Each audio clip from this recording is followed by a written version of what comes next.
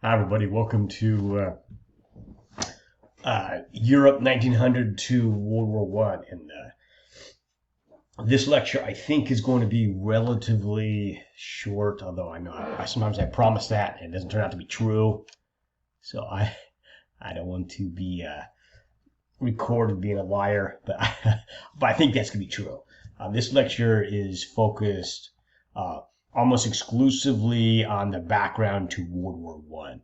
So we're not going to do a general history of Europe from 1900 to World War One. It's focusing on the core series of factors, some of them long term, some of them short term. That's going to lead to the great catastrophe, which is World War One. I'm a little bit under the weather, so my voice sounds a little bit gravelly, hard to understand.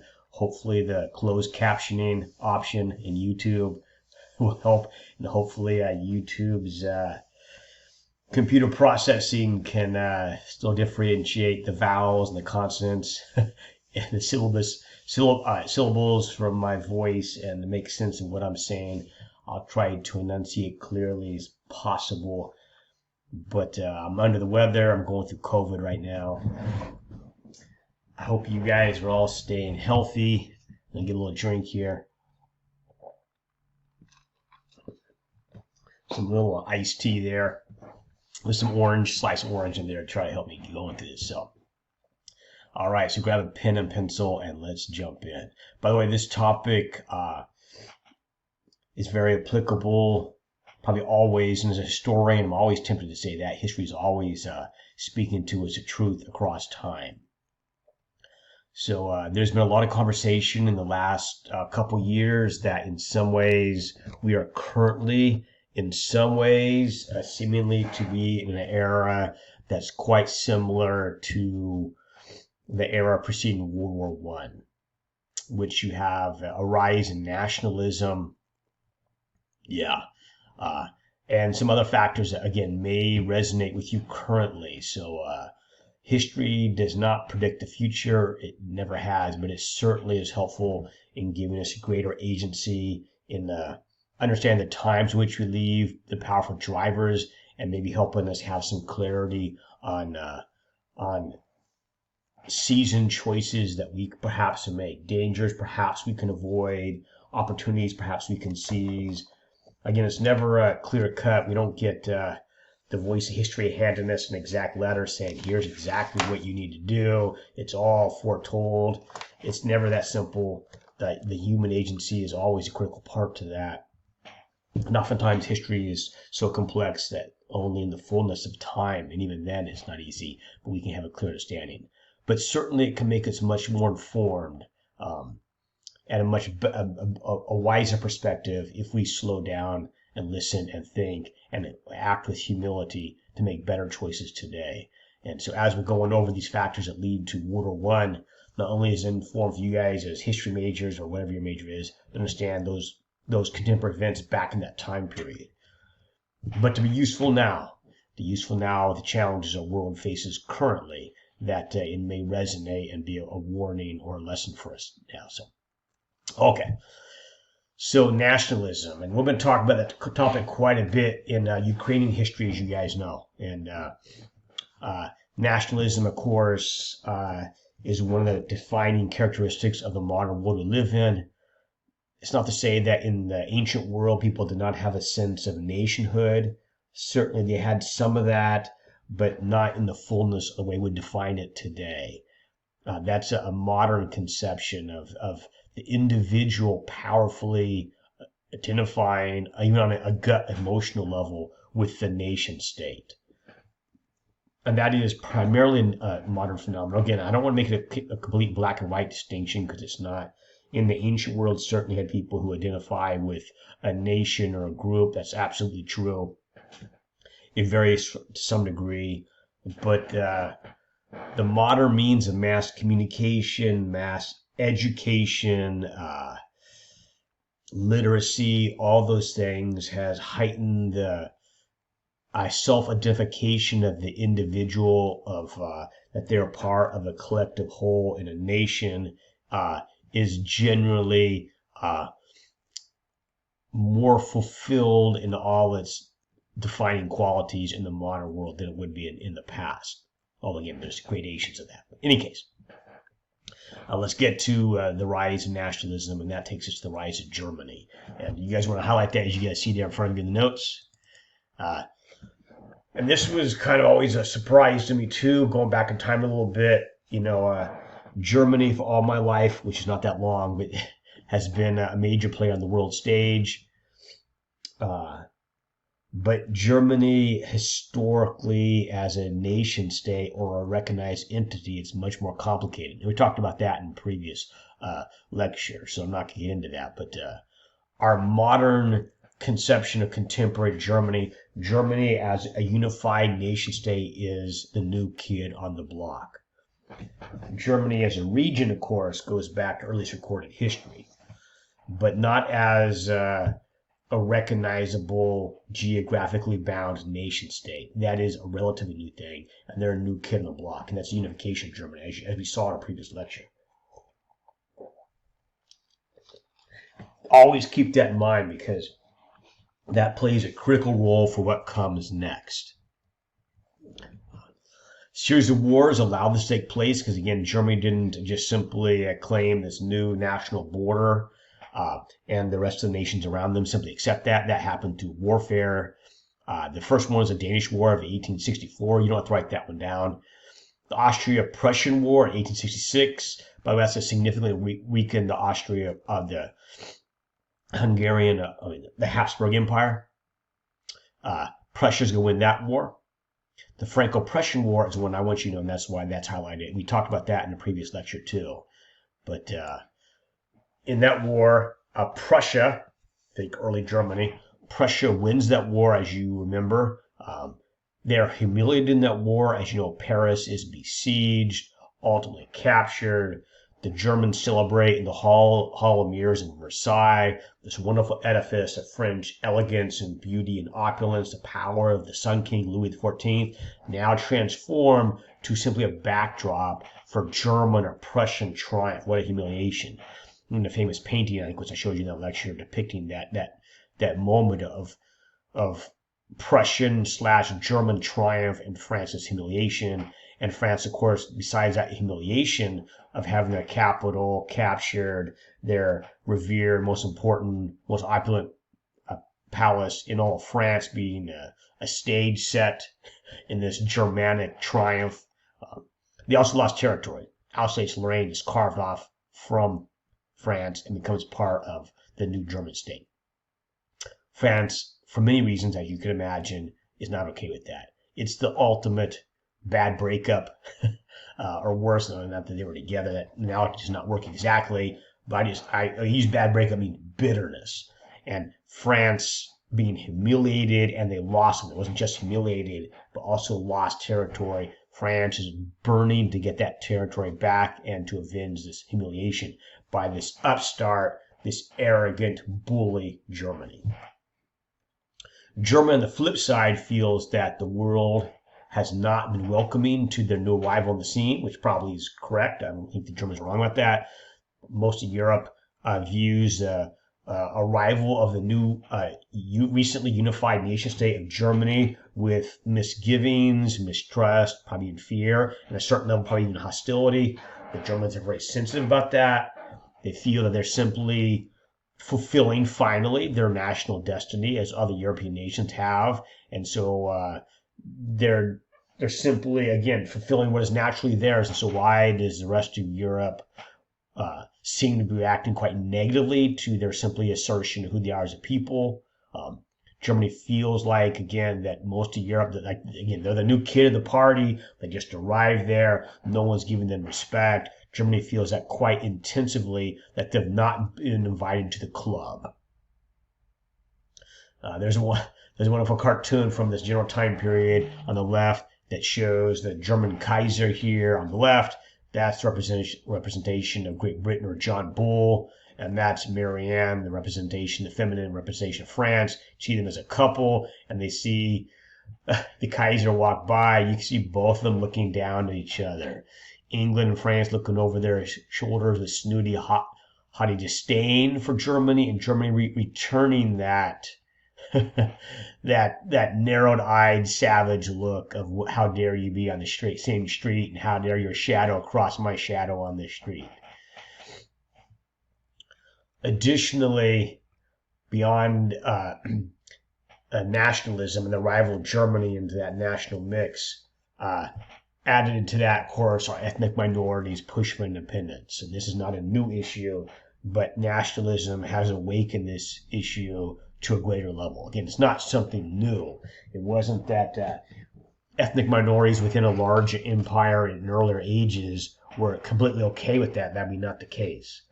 But the rise of nationalism is an awakened energy for ethnic groups to push for an independent place, perhaps independent nation, from within these larger empires. The Serbs, within the Austrian-Hungary Empire are a case in point, although just one of many ethnic groups, frankly. And you can see, take a look here. This is ethnic groups of the Austrian Empire in 1910. Now, just for a minute, it might be good to stop just for a minute and look at this. And keep in mind that I don't want to go on a long tangent here. I want to try to keep this short. But thinking about it, what the United States currently is doing, trying to make of many people one, which is our national kind of motto in the United States, to have all different kinds of ethnic groups, national groups, racial groups, all live together with a common identity, while they can still have their many unique and cherished differences, but all live together as an American people, is an extraordinary experiment.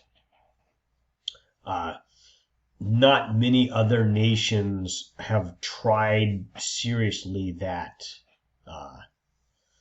Austria-Hungary, in a way, is sort of trying that, but of course it's not a democracy, though. Although, to be fair to them, they did, as long as they're able to make it work, is pretty remarkable in a sense. But of course, in many ways, though, those ethnic minorities, many of them are not really feeling that they, of course, have a full voice in this system. They can't forget that they're part of an empire. I would not consider the Austrian-Hungarian to be an especially rapacious or overweening empire on the whole, but they're still an empire. And so certainly ethnic minorities within that feel that you have an outside force controlling it ultimately for their good, but not for yours. And they could not help but mistake that. And so there's a natural desire for these ethnic groups to break off and achieve their kind of their development independently of this outside force and an empire controlling them. And the Serbs are but one of many, but you can see there's many there within the Austrian-Hungarian Empire. The Serbian one was prominent. Europe's balance of power, and I should highlight this for you guys, of course, has been upset by the arrival of Germany, new German strength, and so obviously most European nations are responding to this with quite a bit of fear. That takes us to imperialism. So imperialism, again, in some ways, it's quite an old concept, but certainly have been revived on steroids by European nations, not just European nations, some Asian nations too, frankly, for that matter. And it's not strictly a European phenomenon alone, but the competition between modern nation states enters into a new phase with a new outburst and new energy to imperialism. Part of that driven by technology, some of it driven by age-old rivalries with each other. And that leads to European nations specifically looking for naval bases around the world for their ships in order to protect their merchant fleets. They're also looking for colonies and access to trade for things like oil, for example, or rubber or any other products or commodities needed for the modern industrial age. They need access to them. Many European nations do not have access to them. For example, how much oil does France have currently? They don't have it. Or how much oil does England have within the soil of England? They didn't have any. But if you need oil and you don't have any, where do you get access to it? Of course, you can buy it from abroad, and you can, but that made them nervous because in a war, can you afford to still have the source of oil? Maybe not. So based on those, Europe enters into new energy excitement of we must have, in order to keep up with the competing rivalry nations in Europe, we must have access to a whole series of colonies or places to get resources, military bases, naval bases around the world in order to protect ourselves from this dog-eat-dog world competition that Europe finds itself enmeshed in. Additionally, part of that's prestige too. You see nations, for example, like Great Britain, which already has a massive colonial empire, as you guys are well aware by this time period. The European nations want to have that glittering jewel in their crown too. By the way, I say glittering crown, I'm not ignoring the reality of colonialism. I'm saying from the European perspective, right? Now, for the colonized, it is no glittering jewel. But for the colonizer, it certainly is wonderful showing up at some big gathering of European leaders, whether it's in Paris or Berlin or London or what have you, and having all kinds of wonderful things on your chest representing the colonial possessions you have around the world. Also, there's a very strong sense in that time period that it's a survival of the fittest, and that you can't appear weak. So being a Mr. Nice Guy in the world is not going to get the job done. You need to have power to back up your nation. And mission number 4, the economic motives, of course, the belief that this is good for your economy. By the way, that may or may not be true, frankly. Some of these colonies are not good for their, besides not good for the inhabitants, of course, but also sometimes these colonies were not profitable even for the colonial empires that had them. Specifically, social Darwinism, let me highlight that for you guys, certainly is in the minds of many in Europe, that the world is a Darwinian struggle, and remember that's a fairly new awareness that Darwinism is not an ancient thought system. As you guys know, it emerges in Europe, 1840s, 1850s, 1860s. So, but the thought that this is a science, and social Darwinism is competing of humanity in various levels of humanity against each other, and that's on the national level. That means we have to play hardball. It's just reality. It's not a moral system per se. It's just you have to keep up. It's a tough world out there. It's a bare knuckle world out there. You cannot afford to be the nice guy, because the bigger lion, the stronger ape is going to come along and take your dinner, take your spouse, and you'll be left in the dustbin of history. And so you must keep up.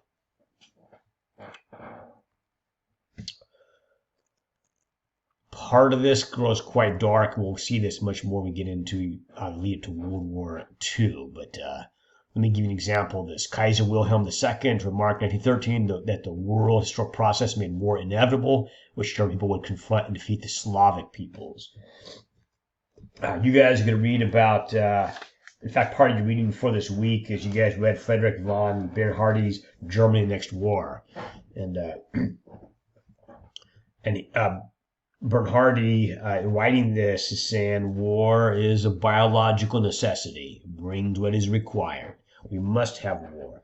War is not something you avoid at all costs, a necessary evil. No, war in many ways is a positive good. Now, he would deny it's not being painful. Of course, it's painful, but the healthy, the stronger, the superior triumph in war, the civilization advances, and the less civilized necessarily are defeated and step aside, because the energy of time is not with them, and that the successful and the superior and the better are the ones that triumph. And naturally, Bernhardi perceives that as the Germanic people, of course, otherwise you would not have this philosophy.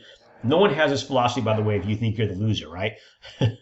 This is never a philosophy of the losers, right? Because, no. It's a person who you imagine your culture is naturally superior, of course, and you imagine you're going to win this war naturally. And thus, it's quite easy at that point to extrapolate, we are the superior people, and so war is a biological necessity and a good one. So specifically, returning to our quote here, Kaiser Wilhelm II is looking at the Slavic peoples, viewing the Slavic peoples as inferior. By the way, think of all of Eastern Europe. We've already mentioned that in a previous lecture, too, of later in time, Hitler's view of the Slavic peoples. But Hitler's view, of course, did not come from nowhere, from a vacuum. Hitler did not cook up the Germanic dark fascination with the Slavic people as being racially inferior.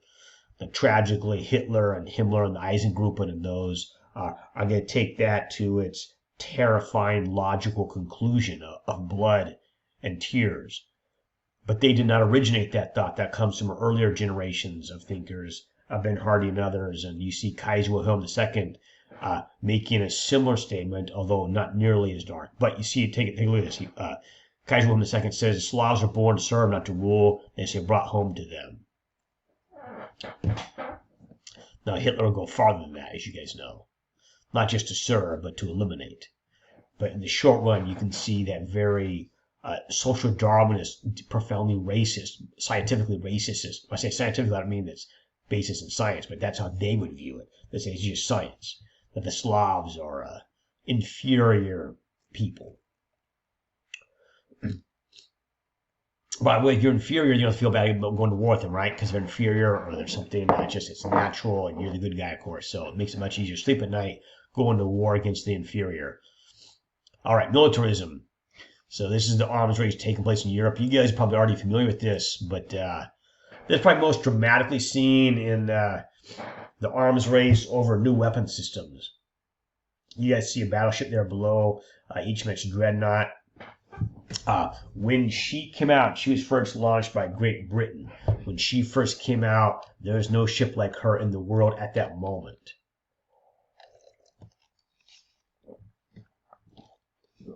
Okay. I get a little tea there.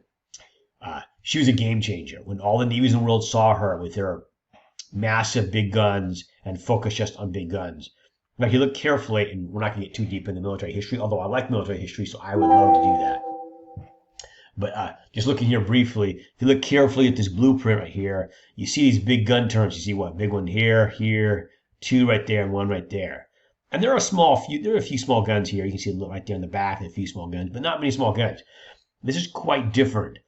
Ships just a few years earlier, also brand new, they would have had some big guns too, but they also would have had a lot of small or medium-sized guns, whereas she is almost all big guns. Completely new design, but when all the Navy saw her, realized what that meant was her guns are so big and so powerful, she does not need to get close to you. She does not need a bunch of small guns because they're not going to get close enough for small guns to have the range to even hit, because she will sink at long range with those massive big guns. Now again, there's some small guns there for defense against torpedo boats and smaller boats around her, but primarily she is to sink ships with their big powerful guns at long ranges. And you're not going to get close range because you'll be already underwater. All the navies in the world, when they saw her, they realized their ships sitting out in the harbor, the Harvey or Vladivostok or whatever, even including Newport News and San Francisco, all navies in the world, when they saw this ship, or Yokohama in Japan, wherever, realized our Navy is now obsolete. We have to match her. That ship is the game changer. We all have to have one. And so Germany, within just a couple of years, they have their new one, even a little bit better than the HMS Dreadnought. So all the nations in the world feel like we must rapidly keep up with the Joneses, and that is the new, whatever that military system is, and the sense that there's a likelihood we might have to use this. So there's always been a certain level of military keeping with the Joneses. That's not necessarily new, but in this heightened atmosphere prior to World War I, there's an ever greater sense of this needs to happen quickly because tensions are ratcheting up. We must get ready. There is that ship on the seas right there. There's HMS Dreadnought right there. All right, let's move on to military alliances here. I think I did promise you a short lecture here, so I'll try to keep to that. So, and again, you guys are probably familiar with this. I don't want to spend long on this, but the military alliances, you have a series of alliances set up. The Triple Entente and the Triple Alliance. Triple Alliance, of course, is Germany, Austria-Hungary, and Italy, although during the actual World War itself, Italy would eventually break off and leave that. So it would be Germany, Austria-Hungary, and later on Turkey would join. But fearful of the nations around them, almost all nations look for an alliance to protect themselves. And of course, other nations, for their own reasons, stay neutral and don't want to get involved. Switzerland, of course, remains neutral. And you see Belgium and the Netherlands also trying to stay neutral. Same thing for Denmark, trying not to being so small, they don't want to get dragged into something, they're trying to stay neutral. And there's Triple Entente, Great Britain, France, and Russia, of course. Now, let's get even more specific, and these are the more immediate events going to lead up to World War One. So, Germany, let's go back to the map for a minute here. Germany, as you guys see there, is surrounded by great powers. Russia to the east, France to the west, and also Great Britain to the west. Germany realizes that because tensions rising and Germany not backing down, that the likelihood of outbreak of hostilities with, say, France or Russia is likely. Germany is quite concerned that it could not long-term win a simultaneous war against the mass populations of France and Russia, let alone if England joins in too. So Germany is in this conundrum, which is, although the German military is very good, and they're quite confident in it, they're concerned, and the concern is how can we, just numbers-wise, fight a simultaneous war on both the Western Front against France, Eastern Front against Russia, perhaps Great Britain also thrown in there, and just number-wise, how can we win that struggle? So German military strategists are wrestling with this. How do we do this? So, in a nutshell, to try to keep this short. By the way, what I'm telling you is primarily from John Keegan. Now, he's not unique about this, by the way. Just he's laid out even more specific aspects to this. But most historians would agree with what I'm telling you right now.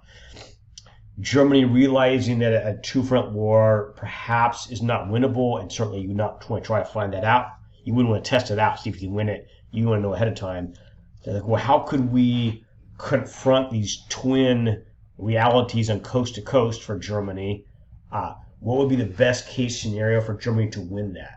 So again, in a short nutshell, the thought is, well, Russia is big, backward, and non-developed. It takes Russia quite a while to get its men, its massive armies to the front because, again, Russia is so massive. It's not particularly developed. Russia, mobilization, get soldiers ready to march, its armies to the front is going to take time. France is quite a bit smaller. Wouldn't it be possible to perhaps rapidly strike France? France would be much closer to strike France, knock France out of the war with a quick, devastating blow that seizes Paris. Could we not, with a rapid advance through Netherlands and Belgium into France, seize control of Paris and knock the French out of the war, and do that quite quickly in a very shocking, rapid, just smashing blow, kind of like a right hook raining down from Germany, coming through the Netherlands and Belgium and landing on Paris and knocking the French out of the war, and doing that all relatively quickly, within weeks, frankly. What that would do is that allow them time to knock France out of the war, and that would give time to then turn and use nearly all the might of Germany, with the exception of occupying force in northern France that controls France. We can now use all the soldiers, put them on trains, and take them across Germany and confront the Russians. And if we knock France out quickly, then we can turn and face just the Russians. That way we're not fighting two simultaneous giants at the same time. Okay, so what does that mean? That's what we come with the hair trigger. Hair trigger is an old term that comes from dueling. Hair trigger means on the dueling pistols that they would use back in the era when dueling was cool.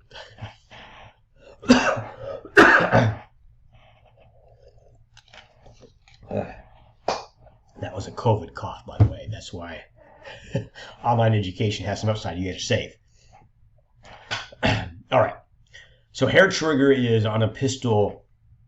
Some triggers on pistols or rifles, whatever, or guns, have a very strong pull factor required to compress a trigger to achieve firing. You have to pull with quite a bit of energy on your finger. And there's a lot of good reason for that. Safety, for example. Like you don't want to just very lightly touch the trigger and the gun fires, maybe not lined up. Those of you guys that fire guns, you guys know this, right? Sometimes when you get ready to shoot a target or whatever, right, and you hold the gun, your finger oftentimes is resting on the trigger. Although those of you guys fire guns may know maybe that's not a good idea or not. But again, knowing your gun, you would know whether that's a good idea or not. If your gun has a hard pull, softly left on the trigger is not going to be a problem. Well, for some duelists back in the era when dueling was a thing, is they thought, I don't have time to monkey with like a hard pull. Hard pull also makes you maybe deflect your aim a little bit. I want to make the pull strength on the trigger extremely light. So even the lightest touch on the trigger fires the gun. That way there's no worry that I would squeeze too hard to finally pull the trigger. Maybe then unfortunately change my aim a little bit and I'd miss. Instead, I want a very, very light pressure requiring the trigger. That's all I want, and the gun fires. Okay, in some situations that could be good. I suppose in dueling, as long as you lined up first before you even put your finger on the trigger, as long as you got them lined up and then you touched it, okay, I guess you're good to go. For those of you guys who hunt other things, I don't know whether that's a good idea or not. I probably think it's probably not a good idea because you don't want to prematurely fire, right? And that's where the danger. Hair trigger means, yes, maybe you fire very quickly, but the big, big danger is maybe you were not ready to fire when you did. Maybe you're out hunting and there's some big elk. I don't want to trigger you guys if you're an animal lover. Or no, let's not use a real animal. Let's use a target. You're with your buddies and you're having a competition. If you guys can hit the bullseye, it's your turn to shoot. You're neck and neck with the competition. You got the target lined up. Your buddy has hit it. You need to have a bullseye to beat him. And you're laying there ready to shoot. And it's a hair trigger. And I guess maybe you didn't realize it. You very lightly touch the trigger and you were not totally ready, but you just very briefly, slight pressure, you touch the trigger and the gun fires and you miss the bullseye and you're disappointed and your friend's laughing. So the danger of hair trigger is the slightest pressure, it happens. Now, what hair trigger war planning means is Germany realizing with its war plans that if war looks inevitable, Germany must strike first, what's called the Schifflin Plan. That's the plan to rapidly knock France out. And why must Germany strike first? Because again, the plan is we have to knock France out first, and then we can tackle Russia. We cannot wait for tensions to escalate, and French armies appear on the border, and Russian armies also have time to mobilize and travel from backward Russia and slow Russia, but weeks and weeks go by, and still they got time, and the Russian armies all assembling on the borders of East Germany. We can't allow it to happen. Germany's thought was, if war looks even imminent, we cannot wait. We have to jump. Our armies must march first into France, and they within weeks are going to knock France out of the war. That'll give us time to transfer all those veteran German armies from the campaign against France to meet the oncoming Russians, as the Russians are still mobilizing, trying to get to the front. See what I'm saying? So that requires you, if war looks like it could happen, you can't wait to see how things play out. In the German perspective, if it looks like it's going to happen, it will happen, and you're the one that starts it. Of course, what that means is the chance for negotiation and probably some careful deliberation is severely compromised. So the likelihood of war happening is dramatically escalated. Does that make sense? Because Germany realizes they have to strike first, they can't wait for negotiations to play out. If tension builds up dramatically, the German plan is, okay, then we have to go. We can't wait a month of tense negotiations for things maybe to work out, maybe they won't. We can't wait for that. If it's escalating rapidly, then we have to start this thing. That was the German plan. You can see their right hook coming through Belgium down into France to try to decapitate and seize Paris, you see there, and knock them out of the war. Now, this next part, and I'll make this quite short, there have been a series of war crises prior to World War I. And I didn't highlight these for you guys. You don't need to write them down. But I just want you to know, of course, World War I, you guys probably know this already, did not appear from nowhere. There have been a series of earlier conflicts in the decade prior to World War I that left all sides feeling unsatisfied and worried and tense.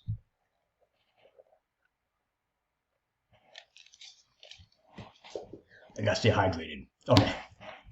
Hope you guys all staying healthy out there. Okay. The Balkans with the Serbs wanting their independence from Austria-Hungary is a big part of that. Germany and Russia are each other very nervously. There have been a crisis in North Africa called the Moroccan Crisis, 1905, 1906. The Balkans, as you guys know, are a hotbed of concern. This is even prior to the war. You can see this cartoon right here. You see the empires of Europe nervously trying to hold the Balkan troubles because, of course, the Balkan troubles and the many ethnic groups there who want their national self-determination, want their own nation, and they're not getting it. But they're pushing strongly for it. And there's a realizing this is a ever-growing problem that could explode on a larger scale. And, of course, as all of you know, it will. Let's get to the immediate causes for the war. So, existence of tensions, preparation, and willingness to back down in similar to earlier conflicts. Saner heads did prevail, and larger wars did not break out, although some small wars took place. The large wars did not. But some of those earlier, relatively small conflicts, the great powers, say a Russia or a Germany or Austria or a France, felt unsatisfied that maybe they were forced to back down, and they're telling themselves, next time, I'm not backing down. We backed down last time. I feel bad about that. I have to go home and explain why I backed down, and I'm not doing that next time. Next time, not backing down. Next time, we're going to have it out. And again, allied nations have a chip on the shoulder. Remember France? France is feeling that we got humiliated in the Franco-Prussian War. We're absolutely not going to back down to those bastards, those Germans, those upstarts who humiliate us and seize their territory and paraded it in their fancy Germanic Teutonic uniforms in our beautiful Versailles, and they seize territory wrongly from us. We're not going to take that. So if push comes to shove again, we're getting that territory back, restore France's glory, and punish those arrogant Huns, as they would say.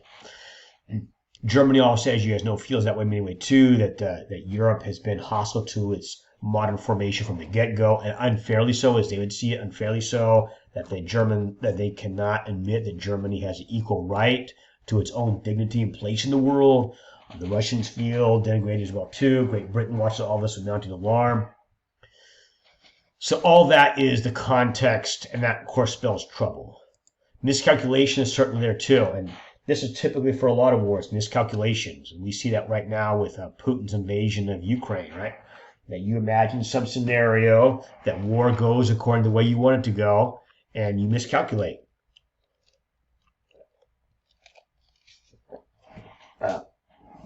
That's true of all wars, and it's certainly true of this one, both on the war itself, but also the events leading up to the war, miscalculations. Hair trigger war timetables for Germany. I kind of garbled that, but yeah, hair trigger war timetables for Germany. Yeah, that's better. Hopefully, YouTube can put subtitles in for that that error on my part. Any case, as that meaning, it means that Germans are, because that hair trigger, if war appears to be imminent, there's little chance for a careful, slow, deliberative process of negotiations to bring down the tensions. Once war looks like it could happen, and the German conception of how they can win, they have to be the ones that strike first and strike now and strike quickly. So again, there's less window of time where if war looks imminent, where you could talk to the Germans and say, let's calm down, let's negotiate, let's all take a breather, take a day or two, and think things over. There's less chance of that having a chance to be successful because Germany feels like we can't wait for things to be drawn out. If war comes, we have to be the ones that start it in order for us to win. Failure of leadership, and I don't have time to go into that one, but in a longer class we would, but maybe I'll just say I think none of these world leaders in this time period distinguish themselves with realizing the horror of what World War I would bring, and their kind of fantasy illusions of how a military conflict might go, which of course would be them winning naturally, and winning relatively quickly. Not all thinkers thought that. Some of them knew it would be a terrible grinding campaign. But a significant number of them, I think, very cavalierly thought this could be a fairly quick, successful war, naturally won by our side. And then you see leadership of few, unrestrained by apparatus of checks and powers and more democratic systems. And this is, by the way, this is an issue that's going on right now, right? I mentioned how in this lecture, history at its best should always be informing our current world. That one is very much so. You have nations currently like Putin's Russia currently, Xi's China, where you don't have checks and powers on the leader of the individual, or not many, frankly. So does not mean democracies can't make bad choices. We have a lot more checks and powers. Doesn't mean we can't make. Of course we can. We can have miscalculations and errors in judgment. Of course we can. But you're much more likely to have a variety of viewpoints examined, hopefully at our best, less likely to have a groupthink or other losses of contact with reality or be completely immersed in wishful thinking. Hopefully there's more voices of reason and wisdom in the room that can provide caution and perspective, and even perhaps the most important of all, humility, that there's perhaps not as simple a solution as we imagine there to be. But when you have nations where you have absolute power in the hands of one individual or only a few, there's less of those checks and balances. It's more likely a person could, their delusions are not being called into question, and they're able to sleep soundly with the delusions and imagine things will go exactly the way they want them to. And of course, that leads to a nightmare for Europe and for much of the world. All right, so finally, and we're just about the end here. So final triggers events, and you guys probably know the story quite well, so I won't belabor this too long here. But timeline of the avalanche, there's a strong Serb nationalism. There's a group called the Black Hand there. The Black Hand is looking for a way they hope to precipitate a larger Serbian national independence struggle. Serbia already had a small independent nation, but not all of what was called like Greater Serbia have been included in that, and the Austrian-Hungarian Empire was not interested in giving up some territory to fulfill the dreams of the Serbs that wanted a Greater Serbia. So the Black Hand is a small terrorist, although they see themselves as Serbian nationalist freedom fighters. That's how they perceive themselves, of course, who are going to try to force the hand by provoking a conflict. And their hope was out of this conflict that the Greater Serbia could be born. Now, obviously, it's a perilous goal because when you assassinate someone in the Austrian royal family, clearly that's going to create conflict. The Black Hand is aware of that, but in their deliberations, they imagine that this conflict will ultimately end in a creation of Greater Serbia. It's not going to turn out that way in the short run, and it certainly does ignite something horrific. But anyways, that's the rationale behind this. And so in that case, the chosen target is Archduke Francis Ferdinand, as you guys probably well know, and they would assassinate him June 28, 1914. It was almost, and there's just so many what ifs of what had happened that day. The assassins had it planned out. They knew the car route the Archduke Ferdinand was going to take. But the initial assassination attempt failed.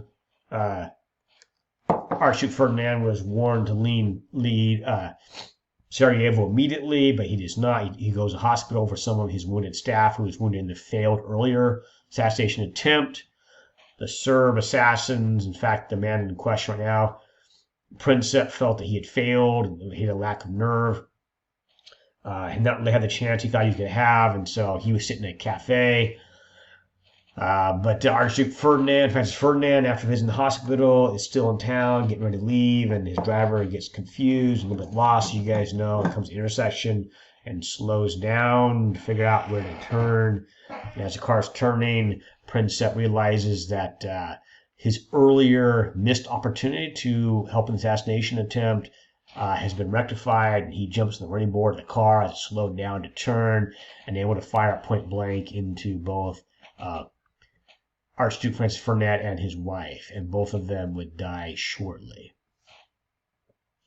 There's a young couple, well, not young couple, there's the couple right there, and there is the uniform that changed European history. You can see the damage on it. And of course, Austria-Hungary is outraged by this.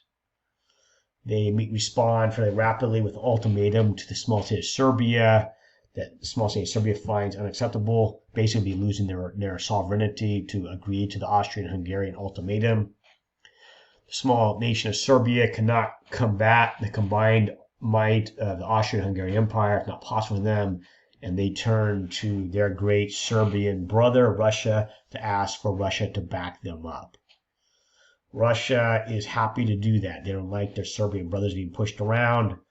They've already had some conflicts in the past, certainly emotionally and psychologically with the Austro-Hungarian Empire, and they decide they're not going to allow their Serbian brothers to be abused. And so they agree to back up Serbia in the case of war. Austria-Hungary realizes there's no way they can defeat Russia on their own. They turn to their Germanic brother, Germany, and ask the Kaiser Germany, in the event of a war and Russia gets involved, would you back us up? And the answer, you guys probably imagine, is the Kaiser says yes.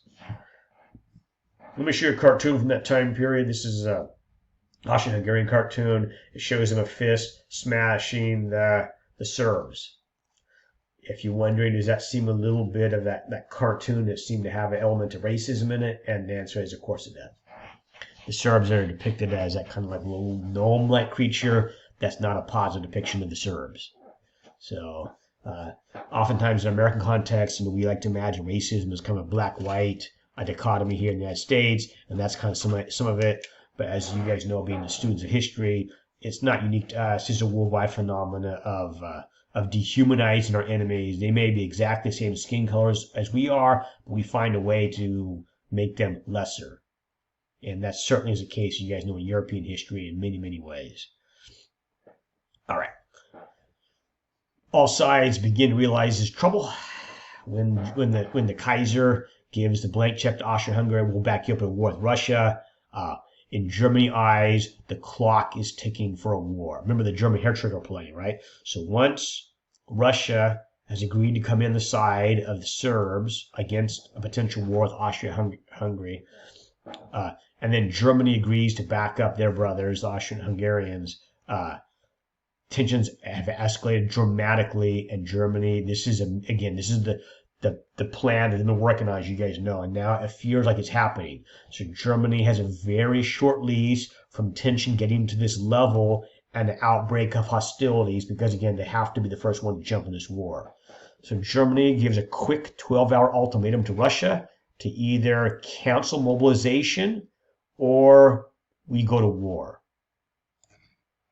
See how close that is, 12 hours. So they give Russia 12 hours. 12 hours because Russia had started to mobilize its soldiers. And again, Russia's a big country. It'd take time. It wouldn't be 12 hours to start fighting. Russia needs time. But remember, Germany has to jump first. This is where hair trigger comes in, right? So they hear that Russia is sending out notices to its soldiers throughout the vast Russian Empire to report to your stations. Germany hears that and they're like, woo, this is the beginning of Russia preparing for war. This goes into our game plan. It's time to strike now. So they give Russia 12 hours. You must get back to us in 12 hours. They said you've stopped mobilizing. Thus, we don't need to get ready for a war. If you continue, though, we're going to do what we have to do, which, of course, means war. Germany quickly turns to France and say, look, there's a possibility we could go to war with Russia. We don't want to go to war with you. Are you willing to stay out of it? But, of course, France, as you guys know, France is very angry and worried about Germany. Last thing we want would be Germany to defeat Russia and then being left holding the bag trying to fight Germany on their own at some later stage. France wants nothing of that. So when Germany asks France, please stay out of it, if the Russians not us fight, France does not need to get involved and stay out of it. France is like, no, the Russians are our allies. You're the problem. So we will not stay out of it. Of course, realizing that when France rejects Germany's offer to stay out of it, Germany feels they have no choice and they declare war on France and on Russia. They ask Germany will go to Great Britain, ask Britain to stay out of it. Again, say, okay, we'll go with Russia and France, but we have no quarrel with you in Great Britain. Please stay out of it. But Great Britain, fearful again of a dominant Germany. By the way, I'm almost done here. There was quite a bit of conversation in Great Britain of whether they should get involved in the war at that time. Germany had said, we're not a threat to you. Remember, this is also not, it's not Nazi Germany, right? This is not. This is the Kaiser Germany, quite different. And we'll talk about that a little bit later, but the Kaiser Germany is not trying to take over the whole world. So the threat level is different than in World War II. There's also not the extreme racial genocide that'll come with the Nazi Party, although there is some racism, there is. But the German plan, World War I, is not to take over the entire world, so the threat level is not the same. But still, regardless of that, there's no question if Germany wins this war, it'll be super Germany that dominates Europe, and Great Britain is deeply fearful of that.